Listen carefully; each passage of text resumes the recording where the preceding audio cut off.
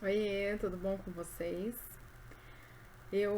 Esse vídeo não tem nada a ver com a situação do país, tá? Não tem nada a ver com a situação política, não tem nada a ver com as nossas manifestações. Esse vídeo é a respeito de uma série que eu comecei a fazer algum tempo atrás sobre o júri. Inclusive, eu tenho vários vídeos que eu montei, não publiquei ainda, a respeito daquilo, porque o júri tinha ficado meio que parado, né, durante a pandemia política aí. Então, teve algumas comarcas que começaram a retornar, outras não. E então eu fiz uma pausa ali, né? Mas o que acontece? Recentemente parece que voltou a andar. E, gente, por favor, eu não estou falando de forma negativa, tá certo? Porque eu penso que diante do que nós estamos vivendo, era algo cauteloso a se fazer, que as varas, né, que as comarcas realmente dessem um tempo na execução dos júris, até para que nós tivéssemos todas as garantias respeitadas, tá? As garantias de lisura do processo do júri, né? Então, só que assim, tem várias pessoas que estão me fazendo perguntas e eu vou fazer esse vídeo para responder a isso. Eu peço desculpas pelo que eu já falei 1 minuto e 20 aí e ainda não cheguei nos finalmente, tá? Bom, me fizeram a seguinte pergunta. Será que se eu usar uma camiseta dos Racionais, boné Barreto, óculos Juliette, cara de ódio purinho, eu vou ser rejeitado? Porque a pessoa diz que ela já participou de várias vezes como jurado e não aguenta mais, tá? Que foi uma experiência extremamente traumática. Gente, eu acho muitíssimo positivo nós termos esse tipo de resposta. Porque, sinceramente, eu como advogada, eu já participei ali, né, como acompanhante, vamos dizer assim, né, que é o advogado que não tem voz ali, né, no tribunal. Eu já assisti vários júris e, sinceramente, eu também acho que é uma experiência traumática, porque nós estamos ali falando sobre a vida de uma pessoa, ou melhor, de duas pessoas, né? Nós estamos ali falando sobre a vítima, que pode estar viva no caso de uma tentativa de homicídio, ou pode ter ido, né? Pode estar morta. E nós estamos falando ali da vida do réu, que lembrando que o nosso sistema não é dos melhores, né? Então, o que acontece? A pessoa estar ali sendo processada não significa que ela seja responsável por aquele delito, tá? Então, realmente é uma experiência traumática. Mas, vamos ver um pouquinho do que fala a lei. No nosso Código de Processo Penal, nós temos ali um pedacinho que fala sobre o alistamento dos jurados, né, a preparação, tal. Então eu vou ler um pedacinho para vocês entenderem. Então olha só, artigo 425 do Código de Processo Penal, ele fala assim: anualmente serão alistados pelo presidente do Tribunal do Júri de 800 a 1.500 jurados nas comarcas de mais de 1 milhão de habitantes, de 300 a 700 nas comarcas de mais de 100 mil habitantes e de 80 a 400 nas comarcas de menor população. Então pensa, uma cidade pequena, você ter ali até 400 jurados alistados todo ano, vai ser difícil ter uma rotatividade dessa turma, né? Parágrafo 1º. Nas comarcas onde for necessário, poderá ser aumentado o número de jurados e ainda organizada lista de suplentes depositadas as cédulas em uma urna especial com as cautelas mencionadas mais para baixo.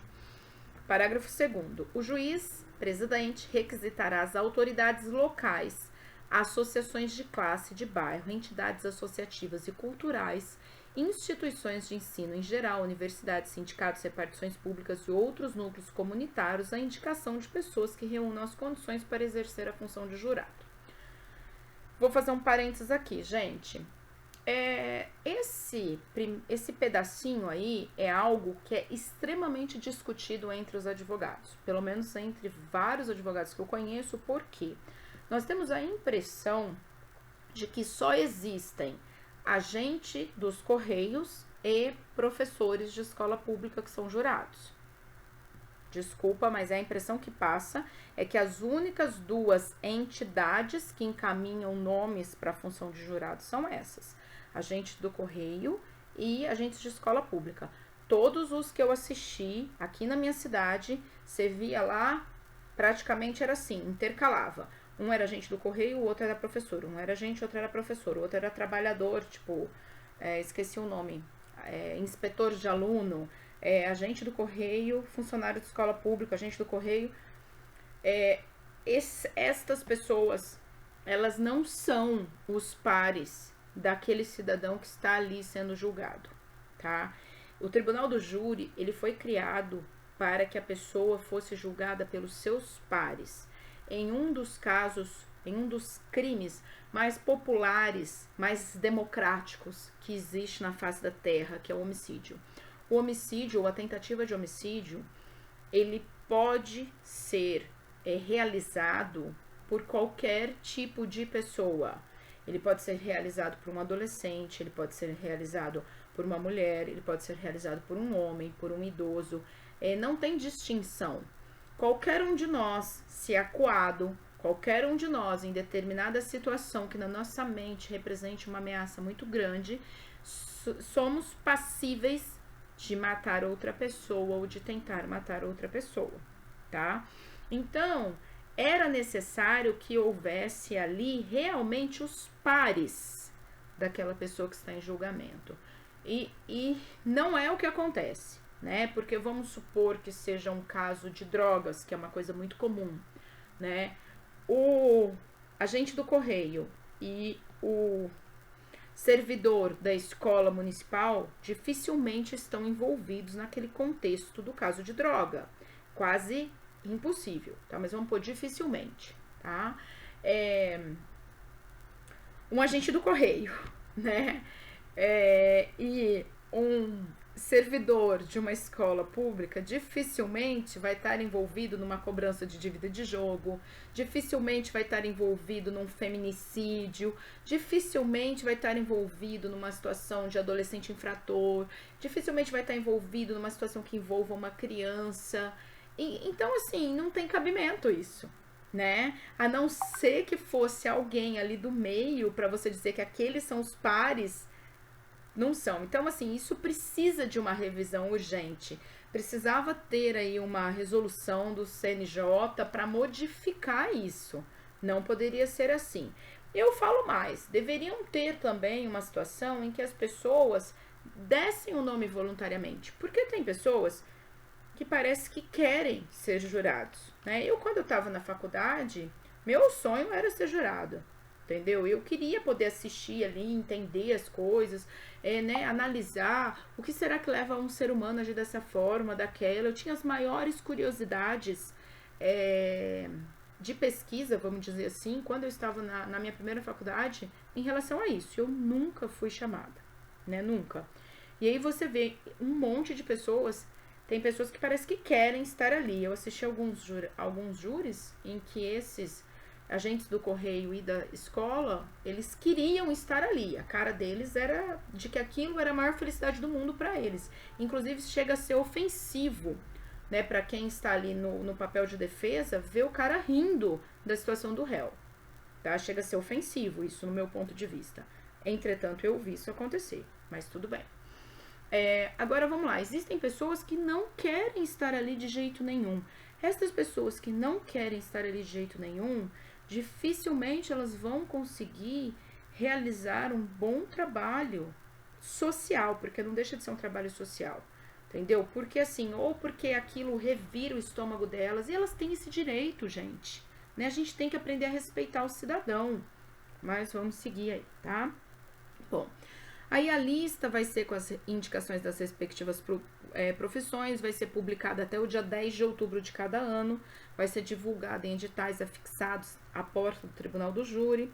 A lista poderá ser alterada de ofício ou mediante reclamação de qualquer do povo ao juiz presidente até o dia 10 de novembro, data da sua publicação definitiva.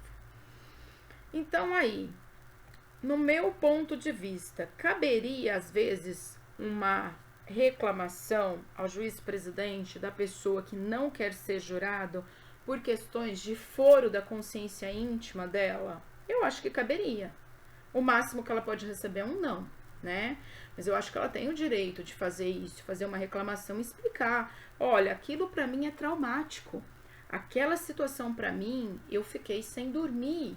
Aquela situação para mim mexeu com a minha vida. Eu não tenho estômago para isso, eu não tenho condições de participar de um negócio desse. Aquilo não me faz bem, aquilo me faz muito mal, entendeu? Poderia, por que não, né? Vamos ver. Os nomes, os endereços dos alistados em cartões iguais, após serem verificados na presença do Ministério Público, de advogado indicado pela seção local da Ordem dos Advogados do Brasil e de defensor indicado pelas defensorias públicas competentes, permanecerão guardados em urna fechada à chave sob a responsabilidade do juiz-presidente. O jurado que tiver integrado o conselho de sentença nos 12 meses que antecederem a publicação da lista geral fica dela excluído. Então, uma outra causa de exclusão, de sair da lista, é o fato de o jurado ter integrado o conselho de sentença nos 12 meses que antecederam a publicação desta lista. Então, esta lista é publicada até o dia 10 de outubro. Então, se no período de um ano anterior a esse dia 10 de outubro o jurado já tiver sido jurado antes, o nome dele pode ficar excluído. Ele pode também fazer essa reclamação que está constando aqui, né? Mas vamos dizer essa solicitação. Anualmente, a lista será obrigatoriamente completada. Então, aí nós temos algumas informações sobre o alistamento dos jurados e a minha análise disso, tá? Agora, é evidente, né, que no decorrer da sessão, no dia da sessão, né, pode haver circunstâncias extras que excluam os jurados, né? Vamos seguir mais um pouquinho aqui sobre a convocação. Nós temos na seção 7 do sorteio e da convocação dos jurados, artigo 432. Em seguida, a organização da pauta, o juiz-presidente determinará a intimação do Ministério Público, dos Advogados do Brasil e da Defensoria Pública para acompanharem em dia e hora designados o sorteio dos jurados, que atuarão na reunião periódica. Então, veja bem, primeiro tem uma lista pública, né, dos jurados sorteados, que fica lá exposta, né, tem ali um mês para ela ser questionada por alguma razão. Depois disso, o que vai começar? Vai começar uma organização da pauta, eles vão chamar um representante do Ministério Público, da OAB, da DPE, para acompanhar o sorteio dos jurados que vão atuar na reunião periódica, que vão atuar daí para frente, tá? O sorteio é presidido pelo juiz, ele é feito de portas abertas, tá? E ele vai retirando as cédulas até completar o número de 25 jurados. O sorteio será realizado entre o 15º e o 10º dia útil antecedente à instalação da reunião. Então, de 15 a 10 dias úteis antes da instalação dessa reunião. A audiência de sorteio não será adiada pelo não comparecimento das partes. O jurado não sorteado poderá ter o seu nome novamente incluído para as reuniões futuras. Aí o 434. Os jurados sorteados serão convocados pelo correio ou por qualquer outro meio hábil para comparecer no dia e hora designados para a reunião sob as penas da lei. Parágrafo único. No mesmo expediente de convocação serão transcritos os artigos que tem mais para baixo. 435. Serão afixados na porta do edifício do Tribunal de Júri a relação dos jurados convocados, os nomes do acusado e dos procuradores das partes, além do dia, hora e local das sessões de instrução e julgamento. Então, aqui está explicando. Algumas pessoas perguntaram para mim assim, o meu nome está numa lista, mas não me falou que lista que era. Normalmente, gente, vai ter lá um título, um nominho explicando, né, que lista é essa. De uma forma geral, da função do jurado. Então, é obrigatório, o alistamento compreenderá as datas maiores de 18 anos, notória idoneidade. Aí nós temos um parágrafo primeiro aí, ó. Nenhum cidadão poderá ser excluído dos trabalhos do júri ou deixar de ser alistado em razão de cor, etnia, raça, credo, sexo, profissão, classe social, econômica, origem ou grau de instrução. Parágrafo 2º. A recusa injustificada ao serviço do júri acarretará multa no valor de 1 a 10 salários mínimos a critério do juiz, de acordo com a condição econômica do réu, do jurado, no caso. Gente, veja, eu entendo que aqui está dizendo sobre a recusa injustificada. Eu penso que a pessoa que tem toda essa questão de foro íntimo, de situação de crença, né? Ela deveria fazer um requerimento de recusa justificada e verificar como é que vai ser a resposta disso, tá? 437. Estão isentos do serviço do júri: presidente da República, ministros de Estado, governadores, secretários, membros do Congresso Nacional, Assembleia Legislativa, Câmara Distrital, Câmara Municipal, prefeito, magistrado, membro do Ministério Público, da Defensoria Pública, servidor do Poder Judiciário, do Ministério Público, da Defensoria Pública, autoridades e servidores da Polícia, da Segurança Pública, militares em serviço, cidadãos maiores de 70 anos que requeiram a sua dispensa, aqueles que o requererem demonstrando justo impedimento. Então, veja, o artigo 437, o inciso 10, ele te dá a possibilidade de requerer a sua isenção do serviço do júri demonstrando justo impedimento, tá? Então, que vai de encontro com o que eu estava falando antes. Artigo 438. A recusa ao serviço do júri, fundada em convicção religiosa, filosófica ou política, importará no dever de prestar serviço alternativo, sob pena de suspensão dos direitos políticos, enquanto não prestar o serviço imposto. Então, pode ser que, se você se recusar ao serviço do júri, fundando na sua convicção religiosa, por exemplo, eu não me recordo qual o nome da religião, que ela é totalmente contrária em você se posicionar ali para julgar outro semelhante, tá? É uma convicção filosófica, política, tem várias circunstâncias ali que podem te colocar nisso. E aí pode ser que o juiz te imponha um serviço alternativo, né? Então, você não vai colaborar aqui, mas então você vai colaborar, sei lá, vai prestar um serviço voluntário aí, alternativo, em uma determinada entidade de assistência social daquele município, por exemplo. Pode ser, né? Entende-se por serviço alternativo o exercício de atividades de caráter administrativo, assistencial, filantrópico ou mesmo produtivo no Poder Judiciário, na Defensoria Pública, no Ministério Público ou em entidade conveniada para esses fins. Parágrafo 2º. O juiz fixará o serviço alternativo atendendo aos princípios da proporcionalidade e da razoabilidade, tá? Bom, vamos lá. Mais alguns itens aqui. São falando dos benefícios de ser jurado, né? E falando que se você deixar de comparecer sem justa causa, vai ser aplicada a multa. Porque é óbvio que às vezes no dia a pessoa pode estar doente, pode estar internada, pode ter uma consulta médica inadiável, etc, né? Vamos ver. Tá. Somente 443. Somente será aceita escusa fundada em motivo relevante, devidamente comprovada e apresentada, ressalvadas as hipóteses de força maior até o momento da chamada dos jurados. Então, isso precisa ser anterior à chamada dos jurados. 444. O jurado somente será dispensado por decisão motivada do juiz presidente, consignada na ata dos trabalhos. Tá? Bom, então aí é mais um pouquinho a respeito aí de algumas circunstâncias em que o jurado ele pode se isentar, ele pode se afastar, né? Ou que ele é dispensado, tá bom? Então tá bom, gente.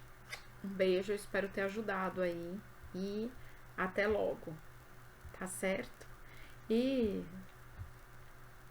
que você que não quer ser jurado consiga a sua dispensa aí.